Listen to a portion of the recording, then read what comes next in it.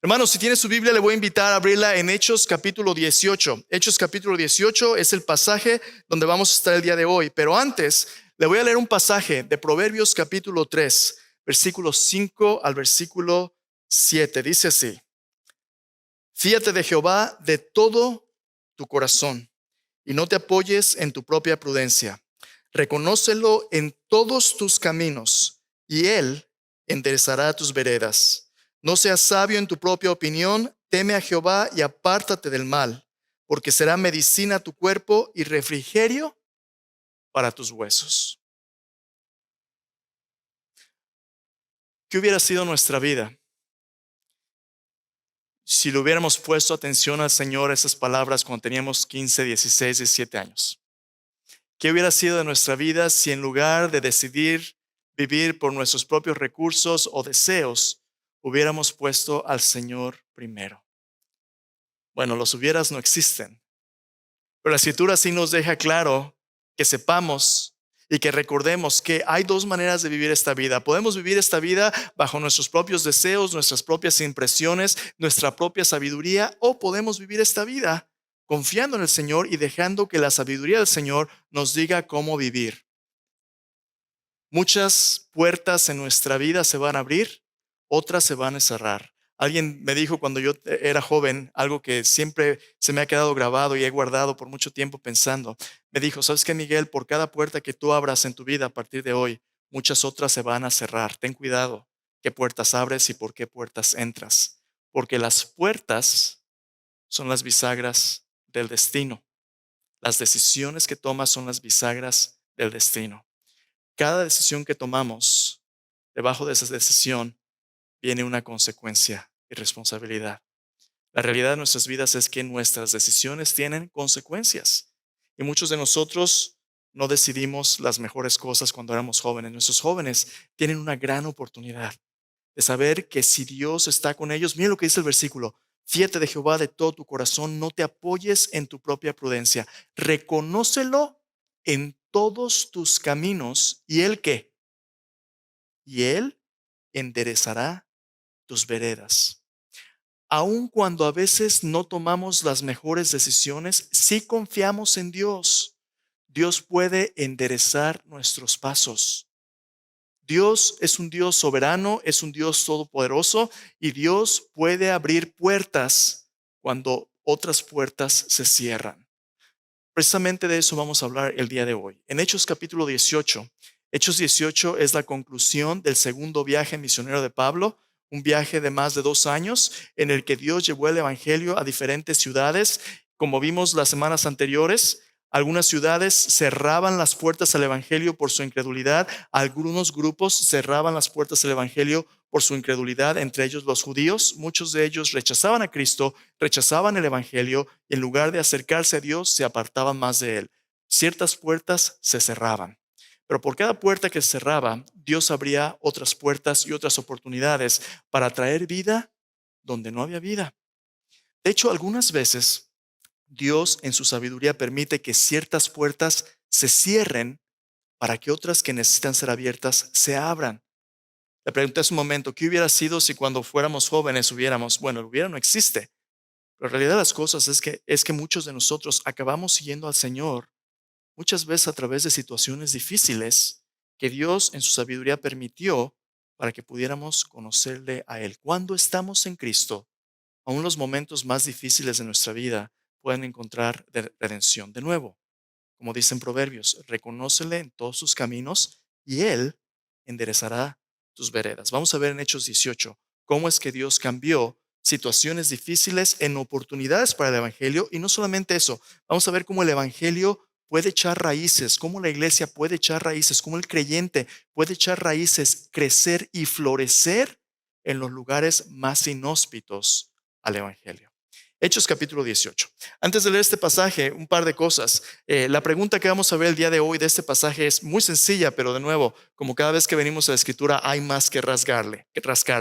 En Hechos 18 vamos a ver qué es lo que hace Dios cuando la incredulidad cierra las puertas de una comunidad al evangelio de Cristo. Por cierto, estas puertas cerradas por la incredulidad pueden ser pueblos, pueden ser ciudades, pueden ser naciones. pero pueden ser también relaciones personales. Puede ser que usted ha estado orando por mucho tiempo por un hermano, una hermana, por sus padres, por sus hijos. Y a lo mejor la rebeldía, a lo mejor las relaciones lastimadas no permiten al evangelio crecer. A lo mejor hay gente que dice, ¿sabes qué? No me hables de eso porque si me hablas de eso, hasta aquí llegó la conversación. A lo mejor tú estás tocando en esas puertas por mucho tiempo y las puertas no se abren.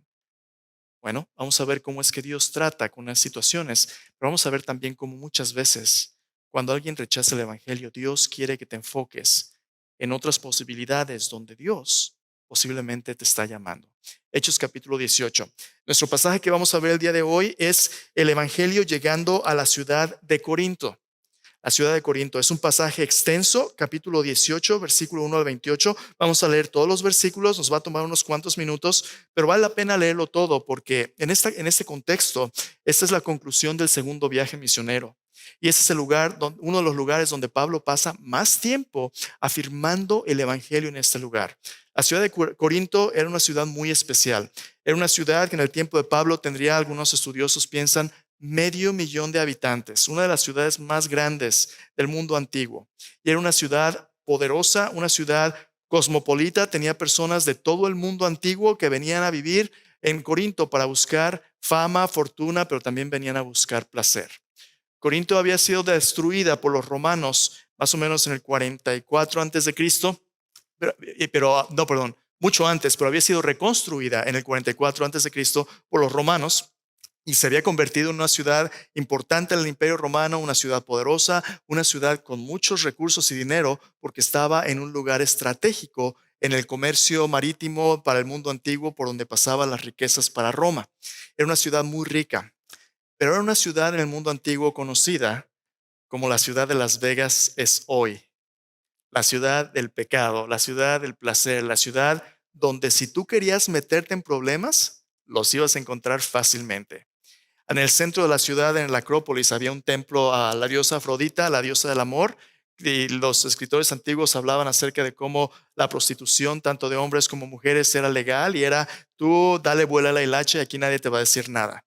Montón de marineros vivían allí que trabajaban en los puertos, montón de dinero y personas que estaban tratando de salir adelante. Había también atletas, porque había en este lugar los Juegos del Istmo, que eran segundos solamente a los Juegos Olímpicos. Entonces, Corinto era una ciudad prominente, prestigiosa, de poder, de placer, de todo lo que el mundo tiene para ofrecer, como Las Vegas. Lo que sucede en Corinto, se queda en Corinto o se queda, porque Dios tenía otros planes. Muchas veces Dios cierra ciertas puertas porque en los lugares más oscuros e inhóspitos al Evangelio es precisamente allí donde Dios quiere brillar con su luz todavía más. En los lugares más inhóspitos al Evangelio es a veces que Dios quiere ganar sus trofeos de gracia más preciados. Vamos a ver Corinto. Hechos capítulo 18, lo vamos a leer todo y vamos a estudiar algunas cosas de lo que Dios hizo aquí. Dice así, Hechos 18, versículo 1. Después de estas cosas, Pablo salió de Atenas y fue a Corinto. Halló a un judío llamado Aquila, natural del Ponto, recién venido de Italia con Priscila, su mujer, por cuanto Claudio había mandado que todos los judíos saliesen de Roma. Fue a ellos. Y como eran del mismo oficio, se quedó con ellos y trabajaban juntos, pues el oficio de ellos era hacer tiendas.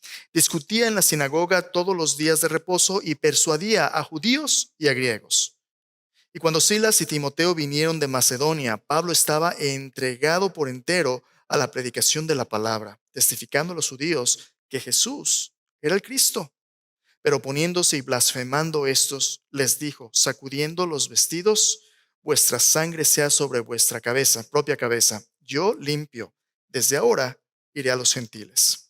Saliendo de allí, fue a la casa de uno llamado Justo, temeroso de Dios, la cual estaba junto a la sinagoga. Crispo, el principal de la sinagoga, creyó en el Señor con toda su casa, y muchos de los corintios oyendo creían y eran bautizados. Entonces el Señor dijo a Pablo en visión de noche, no temas, sino habla y no calles, porque yo estoy contigo y ninguno pondrá sobre ti la mano para hacerte mal, porque yo tengo mucho pueblo en esta ciudad. Se detuvo allí 1 año y 6 meses enseñando la palabra de Dios.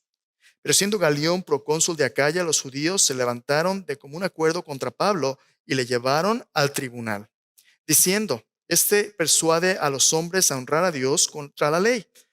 Y al comenzar Pablo a hablar, Galión dijo a los judíos: Si fuera algún agravio o algún crimen enorme, oh judíos, conforme a derecho, yo os toleraría. Pero si son cuestiones de palabras, de nombres, de vuestra ley, vedlo vosotros, porque yo no quiero ser juez de estas cosas. Los echó del tribunal. Entonces todos los griegos, apoderándose de Sóstenes, principal de la sinagoga, le golpeaban delante del tribunal, pero Galión nada se le daba de ello.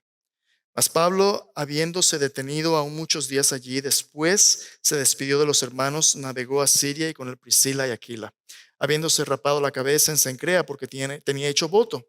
Llegó a Éfeso y los dejó allí, y entrando en la sinagoga discutía con los judíos, los cuales le rogaban que se quedara con ellos por más tiempo, mas no accedió, sino que se despidió de ellos diciendo: Era necesario que en todo caso yo guarde en Jerusalén la fiesta que viene, pero otra vez volveré a vosotros si Dios quiere. Y zarpó de Éfeso. Habiendo arribado a Cesarea, subió para saludar a la iglesia. Luego descendió a Antioquía. Después de estar allí algún tiempo, salió recorriendo por orden la región de Galacia y de Frigia, confirmando a todos los discípulos. Llegando entonces a Éfeso, un judío llamado Apolos, natural de Alejandría, varón elocuente y poderoso en las Escrituras. Este había sido instruido en el camino del Señor, siendo de espíritu fervoroso, hablaba y enseñaba diligentemente lo concerniente al Señor, aunque solamente conocía el bautismo de Juan. Comenzó a hablar con denuedo en la sinagoga, pero cuando le oyeron Priscila y Aquila, le tomaron aparte y le expusieron más exactamente el camino de Dios. Queriendo él pasar a Acaya, los hermanos le animaron y escribieron a los discípulos que le recibiesen. Llegado allá, fue de gran provecho a los que por la gracia habían creído, porque con gran vehemencia refutaba públicamente a los judíos, demostrando por las Escrituras que Jesús era el Cristo. Wow, montón de cosas suceden en este capítulo. Pero note varias cosas. Versículo 22 al versículo 23 se nos dice que Pablo regresa a Antioquía. Después de un par de años del tercer viaje misionero, Pablo regresa a Antioquía, donde él comenzó. Pablo ha pasado ya un buen tiempo, pero la mayor parte de su tiempo, él se la pasa 1 año y 6 meses. 1 año y 6 meses se la pasa en la ciudad de Corinto. Una ciudad donde si usted era una persona piadosa, usted cuando mucho quería entrar y salir, porque era un lugar oscuro y un lugar opresivo al evangelio. Corinto era conocida por dos razones. Era una ciudad idólatra y era una ciudad inmoral. Todo lo que usted quisiera, ahí lo podía encontrar. Si su agenda era pecar o divertirse, podía encontrar apuestas, podría encontrar un montón de diversiones, podría encontrar todo tipo de inmoralidad. Era tan inmoral Corinto que los mismos romanos y griegos tenían una palabra misma para su inmoralidad: hacer el Corinto, y era hacer de lo peor. Esta era la ciudad de Corinto. Note que cuando Pablo llega y se queda, no solamente hay ciertas puertas que se cierran y ciertas puertas que se abren, pero el Señor mismo le da dirección a Pablo de una manera personal de las puertas que le está abriendo. ¿Qué puertas se cierran? Bueno, desde el capítulo 17 y antes, leímos antes cómo el Evangelio llegó a Tesalónica, llegó a Berea, llegó a Atenas. Y la estrategia de Pablo era siempre la misma: llegar con los judíos primero y luego con los gentiles. Tristemente, la mayoría de las veces cuando Pablo llegaba a una sinagoga, los judíos, algunos creían, pero la mayoría rechazaba el mensaje de Cristo. Si usted lee la carta a los romanos, por ejemplo, Pablo tiene gran dolor en su corazón y agonía, porque Pablo tiene la experiencia de que ninguno es profeta en su propia casa. Aquellos que Pablo más amaba cerraban las puertas al evangelio, y Pablo sentía eso como una carga en su corazón. Algunos judíos creían, pero la mayoría de ellos rechazaban a Cristo. Y entonces lo que Pablo hacía es que, habiendo compartido al judío, ahora se volvía a los gentiles. Los gentiles eran todos los que no eran judíos, griegos, romanos, todos los pueblos de la antigüedad que no eran descendientes del pueblo de Israel. Y ellos sorpresivamente estaban hambrientos de la palabra de Dios. A veces tú y yo nos desanimamos porque aquellos que esperaríamos que reciban el evangelio de Cristo deciden rechazarlo. Incluso a veces nuestros propios hijos que han crecido en la iglesia conociendo de los caminos de Dios, Algunas veces nuestros jóvenes le dan la espalda a Cristo. ¿Qué hacemos cuando esas puertas se cierran? Bueno, vamos a ver hoy varias cosas.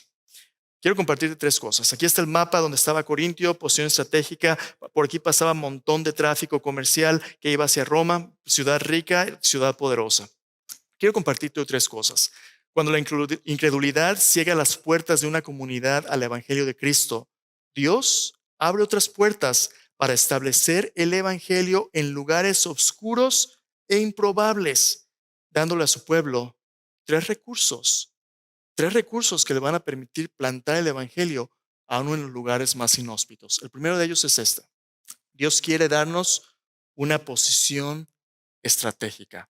Dios quiere darnos una posición estratégica. ¿Qué quiero decir con esto? Si tú estudias la manera en que el Evangelio empezó a esparcirse, dos cosas suceden. Cuando las puertas entre los judíos se cierran, los judíos agitan a las poblaciones para que haya persecución.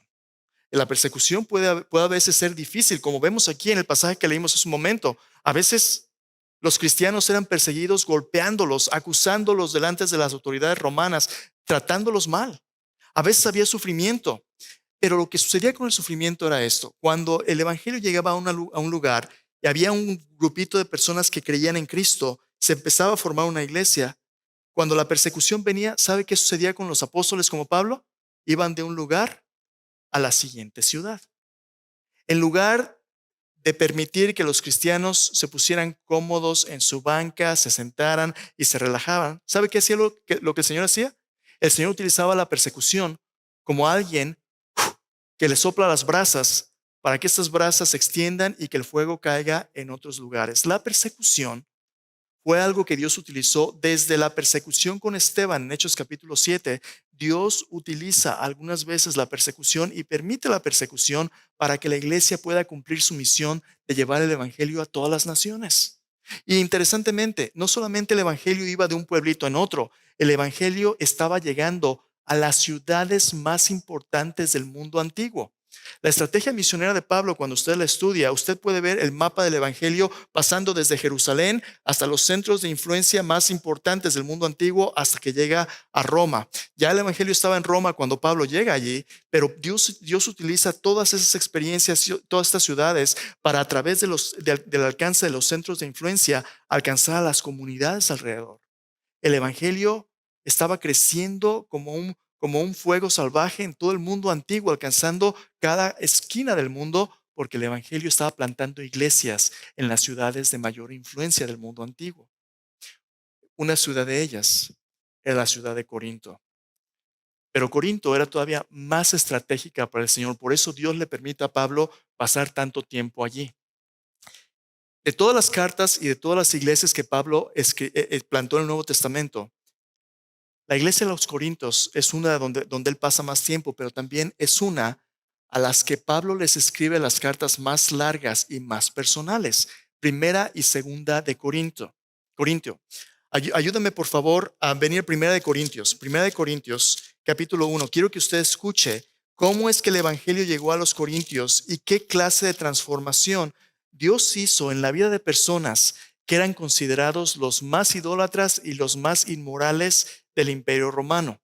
¿Por qué es la ciudad de Corinto tan estratégica y tan importante para que Dios la ganara para el Evangelio?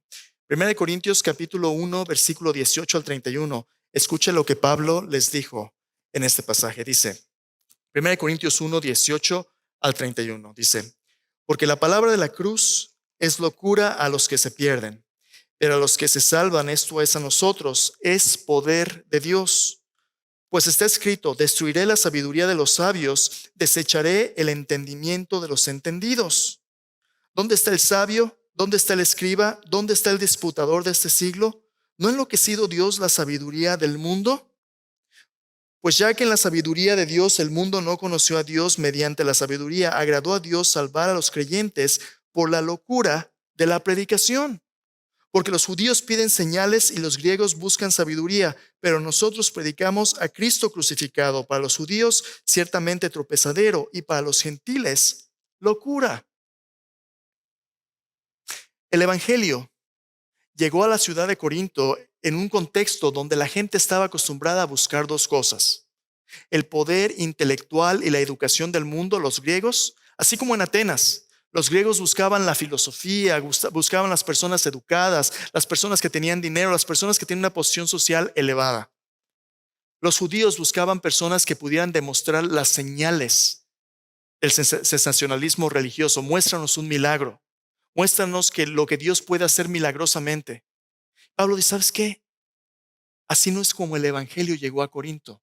Llegó a través de la locura de la predicación de la cruz de Cristo. Porque la sabiduría del mundo es locura delante de Dios y el poder del mundo es más débil de lo que el mundo piensa. ¿Cómo es que Dios nos salva?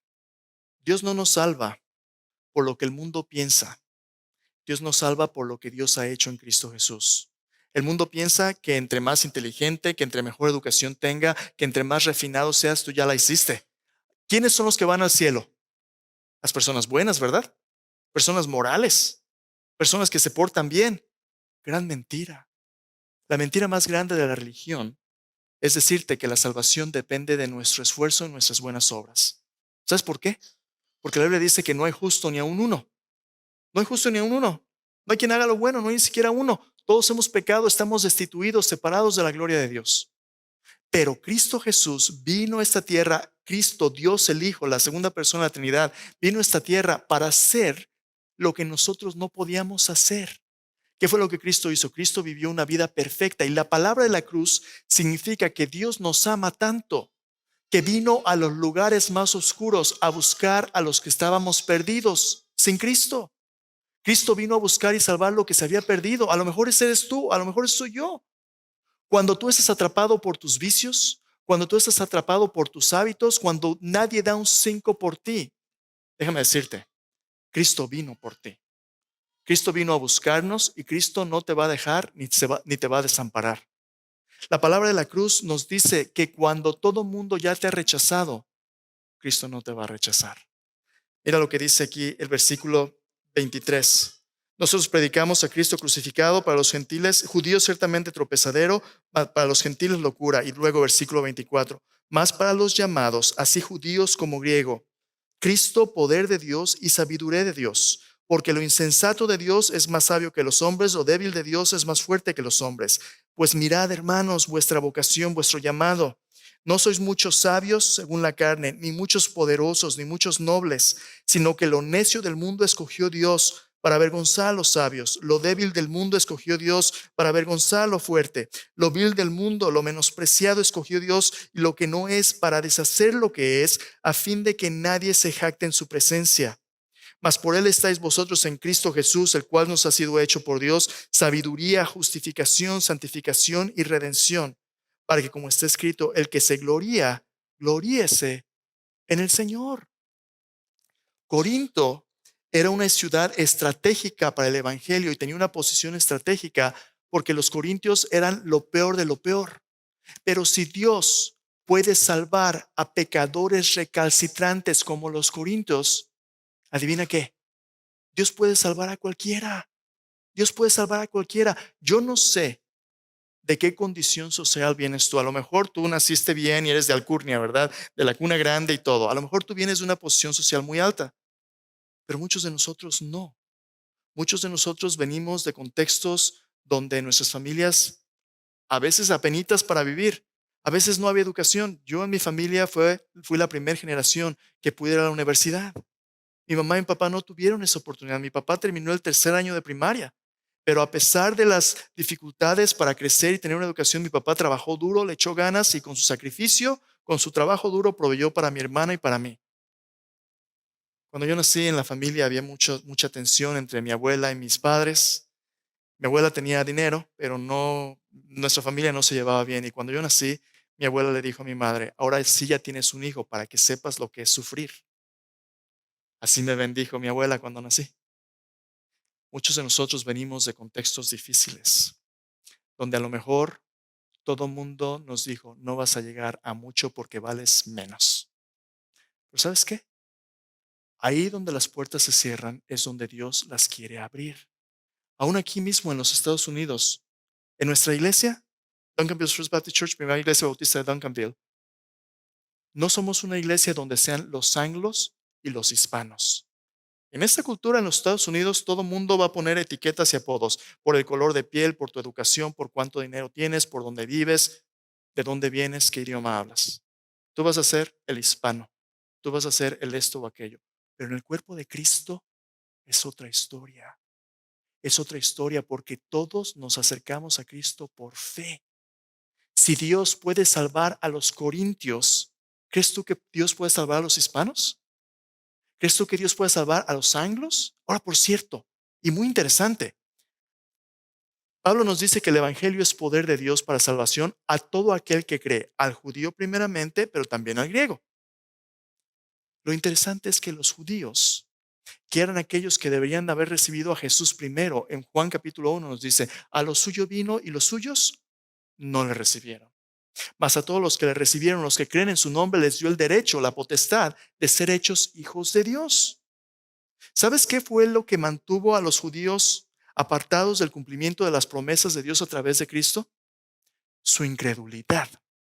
Su incredulidad, no creer las promesas de Dios, y su incredulidad no por sus terribles estilos de vida pecaminosos e idólatras, sino porque ellos pensaban que su propia justicia, su orgullo, era suficiente para ganarles el cielo. Hay un montón de personas que viven bien y son morales, pero personas que están cerrando su corazón a Cristo porque ellos piensan que su vida ya está hecha porque se portan bien.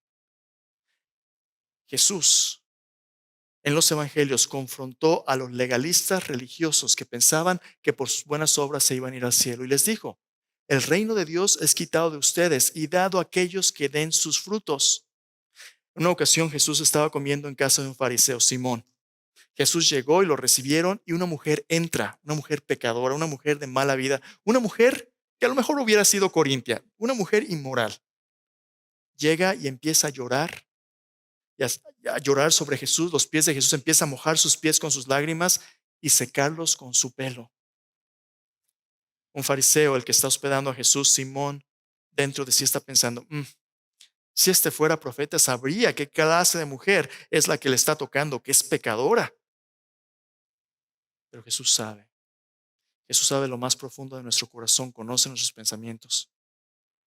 Jesús le dice, Simón, dime, Rabí, tengo una pregunta que hacerte.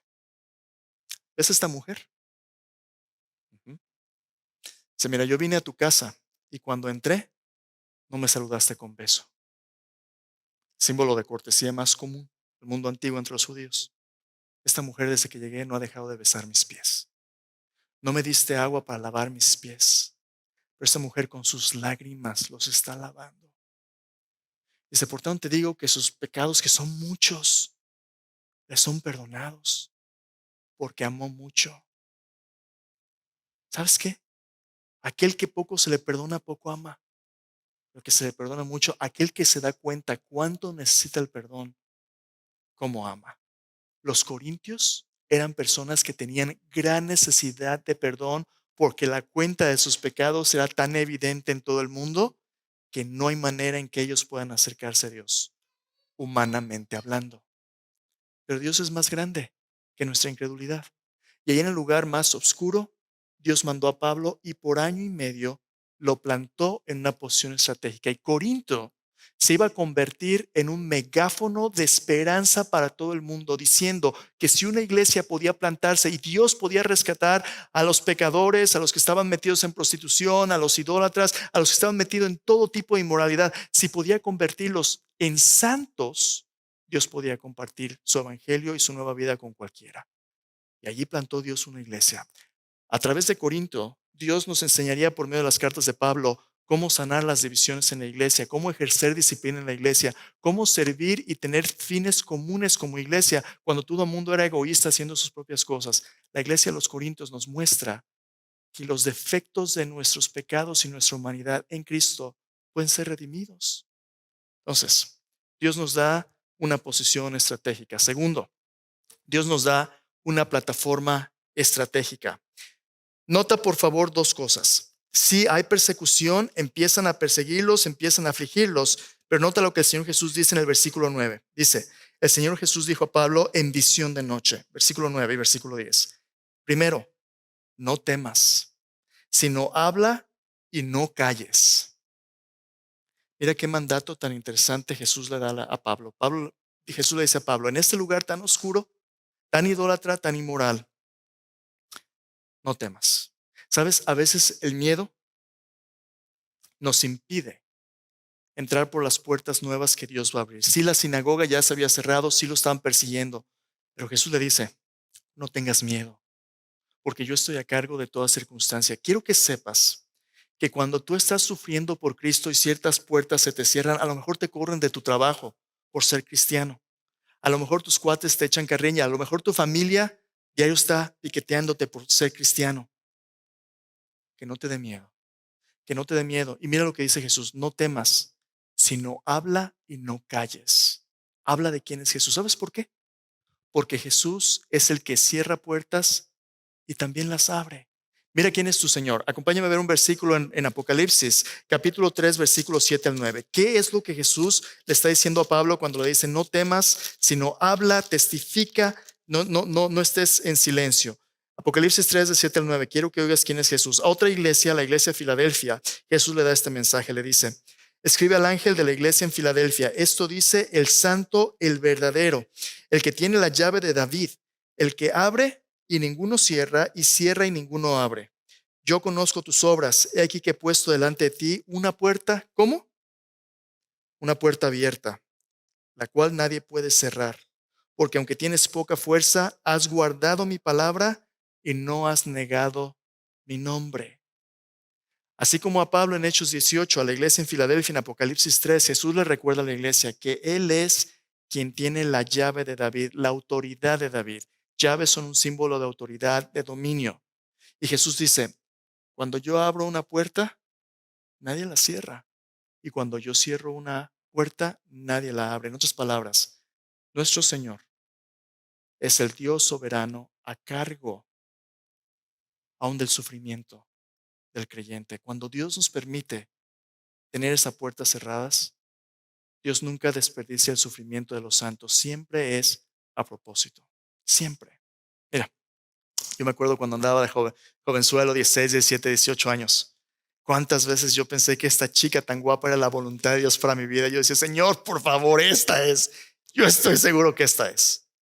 Tengo casado con mi esposa 19 años. Un día le voy a contar la historia, cómo nos conocimos. Ella es de Minnesota, yo soy de México. Nos conocimos en mi iglesia en México en un tiempo de crisis existencial. Dios proveyó esa relación. Llevamos casi 20 años de casados ya. Pero si Dios me hubiera contestado la oración que yo quería, de la que me había perdido. Le doy gracias a Dios que Dios cerró ciertas puertas. ¿Sabes por qué? Porque Dios tenía otras. A ninguno nos gusta que Dios nos diga que no. Pero a veces no es justo lo que nosotros necesitamos porque Dios es bueno. Vas a tener que confiar en Dios con todo tu corazón. En este caso, la puerta de los judíos estaba cerrada. Pablo les dijo, yo limpio, me voy a los gentiles. Y los gentiles en Corinto eran de dar miedo. Pero Jesús le dice a Pablo, Pablo, aunque estos se vean medios traqueteados, tengo mucho pueblo aquí. Déjame confesarte uno de mis pecados. Ahí te va, nomás no lo uses en mi contra porque si alguien está libre de pecado, que eche la primera piedra. Cuando Dios me trajo a los Estados Unidos, yo pensé que iba a llevarme a México, servir en la iglesia que me envió. La iglesia que me envió se dividió en mi último año de seminario, no pudimos ir, nos quedamos aquí. Yo tenía una licenciatura en ingeniería en electrónica, acababa de terminar mi maestría en teología. Después de 120 créditos de escuela posgraduada, estaba trabajando en un centro de llamadas por año y medio, tratando de saber qué es lo que Dios quería hacer. Muchas cosas se dieron en ese intermedio, pero la primera vez que alguien me invitó a servir en un ministerio, servir en una iglesia a predicar, aparte de ocasionales lugares, después de haber terminado el seminario y mi internship todo, fue en un complejo de apartamentos donde yo no sabía qué estaba pasando, pero me decía una iglesia que quiere que prediques en español. ¿Te animas? Y digo, pues yo voy. Y pues estás pensando, vas a ir a un lugar como este, ¿no? Donde hay gente como este. Bueno, esta iglesia estaba en un complejo de apartamentos en la esquina noroeste del 635 y el 75 y era un lugar de mala muerte. Pandillas, drogas, crímenes, no, de lo peor. Llego con mi esposa, estábamos esperando nuestra primera hija Emma en un Toyota Corolla chiquito y me estaciono. Y allá afuera, junto al carro, hay un señor con una botella de cerveza rota, camiseta abierta, un medallón de oro de este tamaño, vendiendo droga. Y yo dije, Señor, estás bromeando. Entramos a este ministerio de apartamentos donde había una pequeña capilla, rentaban 4 apartamentos, uno era una clínica médica, un closet con ropa, una capilla para los niños y había programas para niños y adultos, como 30 adultos. Y empezamos a servir. Hermanos, la música, qué música era, pero era el coro Lamentaciones, banda, tambora y mire hermano, yo lo voy a confesar. Yo no era rico en México, mi familia era clase media, pero fui a la universidad, cierta educación, y ahí me empezó a llamar, ahí me llamó el Señor a empezar a servir aquí en Estados Unidos. Pero de mala muerte, el pastor Roberto fue a esos lugares. Era tan mala muerte que algunas veces el drenaje se tapaba y salía el agua sucia. Por todos lados teníamos que limpiar de ese tipo de experiencia. Ahí me puso el Señor por primera vez. Y yo oraba y le decía, Señor, tú sabes que ni en México tenía yo que enfrentarme a esto.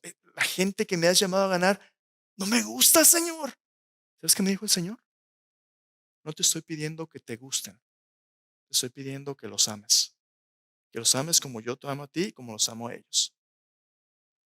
Yo no sabía que quien estaba patrocinando este ministerio era la iglesia de la cual Dios me permitió servir por 11 años antes de venir aquí. Una iglesia con mucho dinero, muchos recursos, pero que el Señor estaba usando para abrir puertas nuevas. Yo no tenía idea de lo que Dios iba a hacer, pero Dios conocía mi corazón. Y déjame decirte lo siguiente. Dios quería utilizar ese pequeño ministerio como una plataforma estratégica para ganar el corazón de la iglesia que tenía los recursos para alcanzarles. Hermanos, Duncanville es una comunidad donde un tercio de nuestra comunidad es anglo, un tercio hispana y un tercio es afroamericana. Nuestro ministerio en español es la herramienta que Dios le ha dado a una iglesia como esta para alcanzar a una comunidad que de otra manera no podíamos alcanzar. Nosotros, personas hispanas que hablan español o personas bilingües o incluso hispanos que hablan más inglés que español, somos el eslabón que Dios le ha dado a esta iglesia para alcanzar una comunidad que de otra manera no pudiera. Es por nuestras familias que nuestra iglesia se está convirtiendo cada vez más y más en una iglesia joven. Tenemos niños, tenemos jóvenes, queremos que conozcan el evangelio o no. ¿Sabes qué Jesús le dijo a Pablo? Tengo mucho pueblo en esta ciudad. Y si hay algo que en nuestra ciudad abunda, son hispanos. Y el pueblo hispano está abierta a la palabra de Cristo. Están hambrientos y deseosos de pertenecer. No podremos levantar una cosecha entre aquellos que el mundo rechaza. Déjame decirte, si Dios te ha traído a esta iglesia, te ha traído para que crezcas y para que te multipliques. Hermanos, no hay razón por la que debemos estancarnos en 80, 90, 100 personas. Hay un montón de necesidad por el evangelio. La pregunta es, ¿estás dispuesto a convertirte en ese trofeo de gracia para que otros conozcan a Cristo? Mira lo que Pablo le dijo. Jesús le dijo a Pablo, no tengas miedo, habla. Jesús le dijo a Filadelfia, no has negado mi palabra ni mi nombre. Tú y yo, Dios nos ha dado una plataforma estratégica para alcanzar a nuestra comunidad para Cristo. No solamente eso. Por último, Dios les proveyó una participación estratégica. ¿Notaste que al principio en el versículo 18, Pablo hace equipo con esta pareja llamada Priscila y Aquila? Ellos eran judíos y tenían un oficio. El oficio era hacer tiendas. Como se iban a quedar por tanto tiempo, iban a necesitar una manera de tener sustento económico, de vivir. Pero no solamente eso, iban a necesitar maneras de conectar con las personas donde ellos vivían, donde ellos trabajaban, para ser testigos de Cristo. Dios utilizó el oficio que Pablo tenía, su entrenamiento, no solamente como un rabí, sino como un hacedor de tiendas para conectarlo con gente. Hay lugares en nuestra comunidad y en nuestro mundo donde la gente no va a tener ni disposición ni respeto por un pastor o un misionero, pero donde la gente necesita electricistas, donde la gente necesita plomeros, doctores, abogados, maestros. Tú ponle. Cualquier oficio que tengas. Hay lugares en este planeta que no le van a dar una visa a un misionero o a un pastor, pero se la van a dar a un hombre de negocios. ¿Qué sería si cada uno de nosotros, con la vocación que tenemos, con el oficio que tenemos, con las herramientas que tenemos, lo utilizáramos para que nuestro trabajo se convirtiera en una oportunidad de colaborar con otros, de trabajar juntos y darles testimonio de Cristo? Pablo utilizó a Priscila, Aquila y a Pablo, Dios utilizó a Priscila, Aquila y a Pablo para que a través de su oficio ciertas puertas se abrieran. Y no solamente eso, ellos se plantan un año y medio, plantan la ciudad, la iglesia de los Corintios, y a través de ello Dios abre otras oportunidades. ¿Escuchaste? El gobernante de la sinagoga se convierte a Cristo, y luego escuchas el nombre de Sóstenes. En 1 capítulo 1, versículo 1, él es compañero de prisiones de Pablo y ahora compartiendo el evangelio también con él. Hay más colaboración. Dios va a levantar un equipo. A veces, cuando las puertas se cierran, es fácil que uno se sienta solo, pero no estamos solos.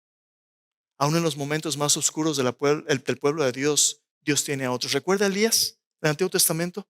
Después de Jezabel, los profetas de Baal, Elías se tira a la tragedia y le dice: Dios, Señor, solamente yo he quedado, han matado a tus profetas. Y Dios le dice: Elías, no hagas olas. ¿Sabes qué? Yo me he reservado otros 400 que no han doblado sus rodillas a Baal. Levántate, échale ganas, no estás solo. Dios está contigo y hay otros también, pero levanta tus ojos. Mira alrededor, mira quién es fiel en el cuerpo de Cristo. Hermanos, como iglesia, esta no es la iglesia hispana ni la iglesia de los mexicanos. Esta es simplemente una parte de la familia de esta iglesia. Somos la misma iglesia. Nuestros jóvenes y nuestros hijos son parte de esta cosecha, de esta familia, de esta iglesia. Eres tanto miembro como cualquier otra persona que es miembro, con las mismas responsabilidades y privilegios. Entonces, es hora de colaborar. Después tú escuchas acerca de este nombre, Apolos, un hombre que todavía no conocía todo lo que Dios había hecho, pero que es discipulado y después se convierte en un instrumento enorme para la gloria de Dios. Tú y yo tenemos la oportunidad de ser nuevos líderes en el llamado de Dios. Vamos a cerrar con esto. A lo mejor como iglesia no somos la iglesia que la mayoría de gente está buscando, pero Dios quiere que seamos la iglesia que Dios va a usar para buscar a aquellos que Dios ya está buscando. Hay un montón de iglesias que van a ser más atractivas para la gente, pero no queremos ser atractivos. Queremos ser una iglesia que va y demuestra con nuestras palabras y nuestras vidas que el evangelio es cierto, que Cristo se merece nuestra obediencia y que si Dios te trae aquí, aquí no es para calentar banca, aquí es para crecer, para servir y para que otros le conozcan y le adoren. Por cada puerta que se cierre, Dios va a abrir otras más. Oremos. Vamos a venir a la mesa del Señor. Yo no sé qué puertas se te están cerrando ahorita. A lo mejor esas puertas algunas se cierran porque Dios quiere acercarte a Él. A lo mejor has estado poniendo tu confianza en tus trabajos, tus relaciones, tus recursos, pero Dios dice: no, mírame a mí. Algunas veces Dios cierra puertas porque tenemos que recalibrarnos y enfocarnos en Dios. Algunas veces esas puertas se cierran porque hay persecución. Yo no sé. Yo quiero decirte que aquellos que confían en el Señor, Dios va a abrir puertas para que ellos sean efectivos en su llamado y puedan florecer y dar fruto. Dile ahí en tu lugar: ora al Señor. Dile: Señor Jesús, yo sé que en mi corazón hay tantos miedos porque a veces no sé, Señor, qué escoger o qué sea mejor. A veces me distraigo con lo que el mundo me ofrece. A veces me olvido que mi llamado como un seguidor tuyo es dar testimonio, servirte, representarte bien. Pero Señor, yo me arrepiento hoy. Yo te pido que, Señor, tú abras oportunidades y puertas para que yo pueda servirte a ti a través de mis talentos, de mi trabajo, mi familia, Señor. Yo pueda ser alguien que hable de ti y comparte de ti, Señor. Señor, limpia mi vida para que yo pueda darte gloria por la manera como yo vivo, Señor. También te pido, Señor, por aquellos que trabajan conmigo, por aquellos que no te conocen en mi familia, Señor. Úsame para que ellos te conozcan, Señor. Si tú puedes salvarme a mí, tú puedes salvar a otros también. Gracias por tener misericordia de mí cuando estaba perdido. En mis pecados, Jesús, tú me alcanzaste, tú me limpiaste. Yo te pido que de esa gracia ahora pueda compartir con otros también. Gracias, Jesús.